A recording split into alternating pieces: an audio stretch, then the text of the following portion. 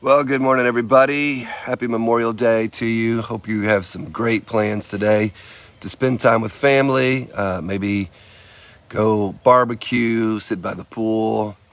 I don't know. As you can tell, my voice is a little rough this morning. I'm working through a little sinus thing or whatever, so bear with me on the voice. But man, it's good to be together this morning. And good morning, Elizabeth and Erica. Those of you jumping on this morning. We're in our final 3 days. We're going to wrap this whole experience up, and just want to do a quick recap a little bit this morning on what we talked about yesterday, the final way that God speaks to us, and that is through pain. And that's not a fun one for any of us. None of us like pain, but it's an important that we learn to listen for God's voice in it.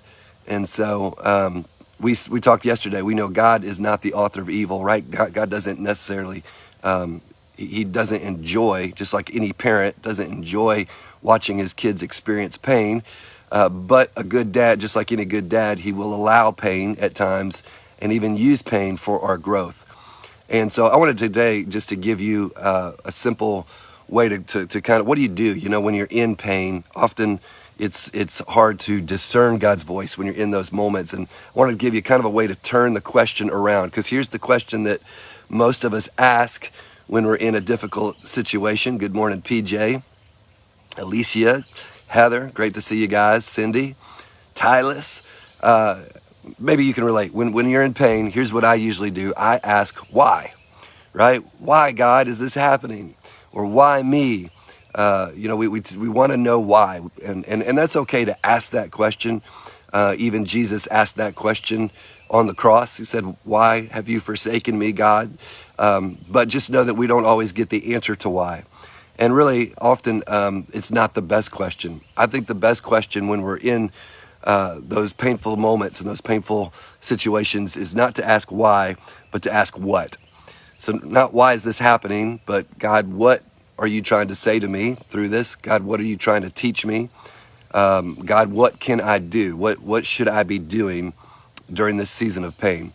And I love what David said in Psalms 131. I'm going to read this. It's a very short scripture.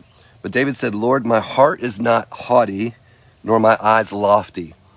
Neither do I concern myself with great matters or things too profound for me. In other words, David said, there's just some things in life on this side of heaven I'm not going to be able to understand. And God, it's too great for me. It's too lofty. And David said, I'm just not even going to go there. I'm not going to ask or concern or get hung up on why. How many of you know you can die in your whys sometimes? Again, it's okay to ask that question, but just don't get stuck there when you're in those moments of pain. And David said, I'm just not going there. I'm not going to concern myself with things that I just don't have the perspective of God on, like his wisdom, his understanding, his grand plan and scheme and everything. David said, I can't comprehend it. So I'm not going there. But he said this, surely, verse 2, I have calmed and quieted my soul like a weaned child with his mother. Like a weaned child is my soul within me. And then he ends it this way. Hey, Israel, people of God, hope in the Lord from this time forth and forevermore. At the end of the day, David said, here's what I'm going to do with my pain. I'm not going to ask why. I'm just going to calm myself by saying, okay, Lord, I trust you. So now what do you want me to do with it? I don't know if you've ever held a baby in your arms and you felt that almost that dead weight of a baby when they're sleeping, just that total trust and reliance. David said, like a weaned child within its mother's arms. God, I'm just fully leaning on you. I'm fully trusting in what you have for me. And so I want to encourage you with that today. You may be going or experiencing some pain right now. You may be in a season where you've been asking God, why? Why is this happening to me? Why now? God, why, right? And I want to encourage you to turn that why into a what and say, okay, God, what are you wanting to speak to me in this moment? God, what are you wanting to do in my life through this? And really, God, what do you want me? What's the step I need to take? Often, if we're looking in that way to grow, again, God can always bring purpose out of pain. And I love that the Lord is so amazing. I don't even understand how he does it, but he's even able to take what the enemy meant for harm. So right now, the enemy's planning schemes against your life, and he's attacking and everything that he wants. Jesus made that very clear. The devil's always attempting to steal, kill, and destroy. But when we ask what, when we trust the Lord, like David in Psalms 131, when we put our hope there, God is able to take even that and use it for our good.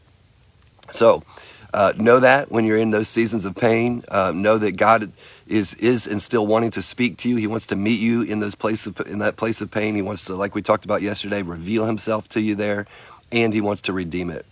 So, hey, just a quick reminder. So this is day one. We've got 2 more days where I'm going to give you some questions, some things to kind of wrap up everything. And again, excuse my voice this morning, dealing with a little cold. But we're going to wrap this up. I'm going to give you some questions to help you have some takeaways from our 6 weeks together. So I really hope that my prayer is that you've gotten some habits out of this. You've established a little bit of a rhythm, and that you've now tapped into some other ways to actually hear God on a more consistent, regular basis. So get ready for that. We'll tackle that in the next 2 days. We'll put a bow on all this, and then don't forget. I also want to remind you, Wednesday, we've got First Wednesday service at 6:30. So I've got a great message on God being our source that I'm really excited to share with you. And then we're starting and kicking off small groups. So if you don't have a small group, I want to encourage you, find a small group. If you're still on the fence about leading a summer small group, it's a great time, fun time. Summer's a great time to develop relationships and have a lot of fun together. So get ready for that. It's going to be a great summer. We're just getting started. Hey, I love you guys. Hope you enjoy if you get the day off, hope you enjoy it with some family and some friends and some good food. All right. See you tomorrow.